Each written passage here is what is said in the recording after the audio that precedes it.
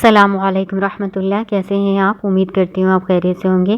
آج ہم سورہ ہجر پارہ نمبر 14 کا رکوع نمبر 5 پڑھیں گے انشاءاللہ تعالی۔ شروع کرتے ہیں اللہ کے نام سے۔ اعوذ باللہ من الشیطان الرجیم، بسم اللہ الرحمن الرحیم۔ فلما جاء آل لوط المرسلون، فلما پھر جب جاء آئے آل لوط آل لوط کے پاس، المرسلون بھیجے ہوئے فرشتے، قال انکم قوم منکرون تو انہوں نے کہا تم لوگ تو کچھ انجان معلوم ہوتے ہو۔ قالوا بل جئناک بما كانوا فیہ یمترون، انہوں نے کہا بلکہ جئناک ہم لائے ہیں آپ کے پاس،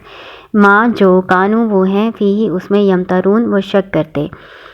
یعنی ہم آپ کے پاس وہ چیز لے کر آئے ہیں، وہ عذاب لائے ہیں جس میں یہ لوگ آپ کی قوم جو ہے شک کرتی ہے، یعنی عذاب۔ وَأَتَيْنَاكَ بِالْحَقِّ وَإِنَّا لَصَادِقُونَ اور ہم آپ کے پاس لائے ہیں حق اور بے شک ہم یقیناً سچے ہیں۔ فَأَسْرِ بِأَهْلِكَ بِقِطْعٍ مِّنَ اللَّيْلِ وَاتَّبِعْ أَدْبَارَهُمْ، فَأَسْرِ پس آپ لے چلیں، بِأَهْلِكَ اپنے گھر والوں کو، بِقِطْعٍ کسی حصے میں، مِّنَ اللَّيْلِ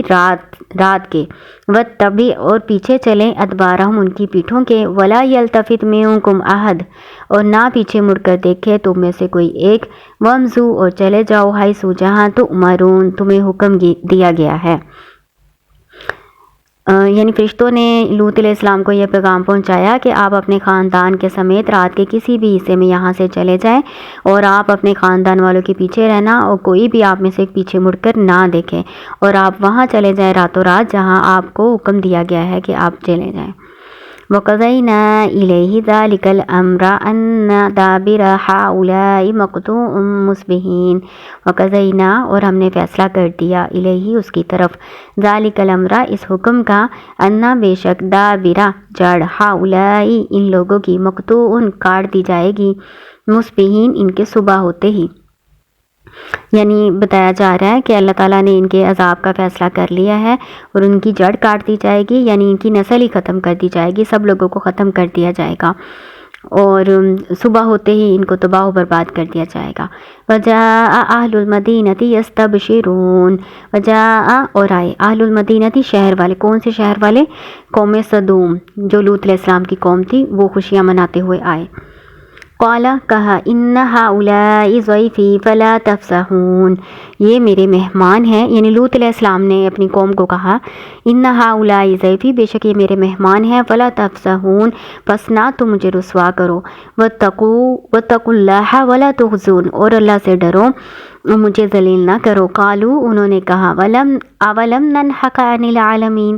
اولم کیا نہیں، ننہک ہم نے روکا، ہم نے منع کیا، عن العالمین جہان والوں سے، یعنی تم جو سارے لوگوں کی، جہان والوں کی طرفداری کرتے ہو تو ہم نے تمہیں اسے منع نہیں کیا کہ تم ہمارے ان لوگوں کے درمیان میں نہ آیا کرو۔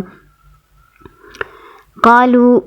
هؤلاء بناتی ان کنتم فاعلین قال کہا، یعنی لوط علیہ السلام نے کہا، ہؤلاء یہ، بناتی میری بیٹیاں، یعنی میری قوم کی بیٹیاں ہیں، ان کنتم فاعلین اگر تم کرنے والے ہو، یعنی اگر تم نے نکاح کرنا ہے تو میری قوم کی بیٹیوں سے نکاح کرو، یہ تمہارے لیے حلال ہیں۔ لعمرک اللہ تعالیٰ ہمارے نبی صلی اللہ علیہ وآلہ وسلم کی عمر کی قسم کھا رہے ہیں، لعمرک لام جو ہے قسم کے لیے آیا ہوا ہے، آپ کی عمر کی قسم، انہم بے شک وہ، یعنی جو لوط علیہ السلام کی قوم تھی، قوم صدوم، وہ لفی سکراتہم یقیناً اپنی بدمستی میں، یعمہون سرکردہ تھے، یعنی وہ اپنے جو گناہ کا نشہ تھا اس میں مدہوش ہو رہے تھے۔ اللہ تعالیٰ فرماتے ہیں کہ جس طرح شراب کے نشے میں دھوتی انسان کی عقل معاف ہو جاتی ہے، اسے کچھ سمجھ نہیں آتی، اسی طرح یہ اپنی مدہوشی میں اور گمراہی میں اتنے بھٹک چکے تھے کہ حضرت لوط علیہ السلام کی اتنی معقول بات بھی ان کو سمجھ نہیں آ رہی تھی۔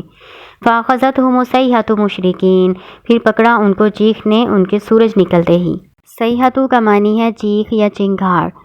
کہتے ہیں جبریل علیہ السلام کی یہ آواز تھی، جب سورج طلوع ہوا تو پھر اس وقت جبریل علیہ السلام نے زوردار آواز دی جس کی وجہ سے ان کا خاتمہ ہو گیا۔ فَجَعَلْنَا عَالِيَهَا سَافِلَهَا وَأَمْطَرْنَا عَلَيْهِمْ حِجَارَةً حجارۃ من سجیل فجعلنا پھر ہم نے کر دیا عالیہا اس کے اوپر کو سافلہا اس کا نیچے وامطرنا اور ہم نے برسائے علیہم ان پر حجارتاً پتھر من سجیل کنکریوں والے نوکیلے پتھر ہم نے ان پر برسائے۔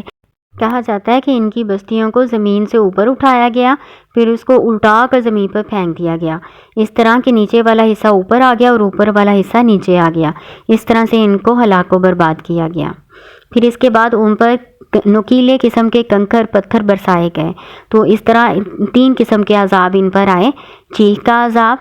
پھر ان کی بستیوں کو اوپر سے الٹا کے نیچے زمین پر پھینک دیا گیا، اور پھر تیسرا یہ کہ ان پر نوکیلے کنکر برسائے گئے۔ اسی لیے قوم سدوم کو قوم لوط کے علاوہ مؤتفکۃ کے نام سے بھی یاد کیا جاتا ہے۔ مؤتفکۃ کا مطلب ہے الٹائی ہوئی بستیاں۔ ان فی ذالک لآیات للمتوسمین، ان بے شک فی ذالک اس میں یعنی اس واقعہ میں، لآیات یقیناً نشانیاں ہیں، للمتوسمین بصیرت والوں کے لیے۔ متوسمین کون ہوتے ہیں؟ گہری نظر سے جائزہ لینے والے، غور و فکر کرنے والے، جو ان نشانیوں اور ان واقعات سے عبرت حاصل کرتے ہیں۔ وَإِنَّهَا لَبِسَبِيلٍ مُقِيمٍ، وَإِنَّهَا اور بے شک وہ بستی، لَسَبِيلٍ مُقِيمٍ ایسے راستے پر ہے، سبیل ایسے راستے پر ہے، مقیم جو قائم ہے، یعنی جو برابر چلتی رہتی ہے، عام گزرگاہ ہے، لوگوں سے اوجھل نہیں ہے، یہ بستی لوگوں کے راستے میں پڑتی ہے، لوگ اس سے عبرت حاصل کرنا چاہیں تو ان کے لیے اس میں بہت نشانیاں ہیں۔ اِنَّا بے شک فی ذالک اس میں لآیات للمؤمنین یقیناً نشانیاں ہیں ایمان والوں کے لیے۔ ظاہر ہے جو ایمان رکھتے ہوں گے، جو مانیں گے، انہی کے لیے نشانی ہے، ان کو یہ فائدہ دے گی، دوسرے لوگوں کو کوئی فائدہ نہیں دے گی نشانیاں۔ وَإِن كَانَ أَصْحَابُ الْأَيْكَةِ لَظَالِمِينَ، وَإِن كَانَ اور اگرچہ تھے، اصحاب الایکہ اصحاب الایکہ بن والے، ایکہ کی بستی والے، لَظَالِمِينَ یقیناً ظالم۔ فَانْتَقَمْنَا مِنْهُمْ پس ہم نے انتقام لیا ان سے، وَإِنَّهُمَا اور بے شک یہ دونوں بستیاں، لَبِإِمَامٍ مُبِينٍ لَبِإِمَامٍ سامنے، مبین کھلے واضح راستے پر ہے، یہ دونوں شہر کھلے اور عام راستے پر واقع ہیں۔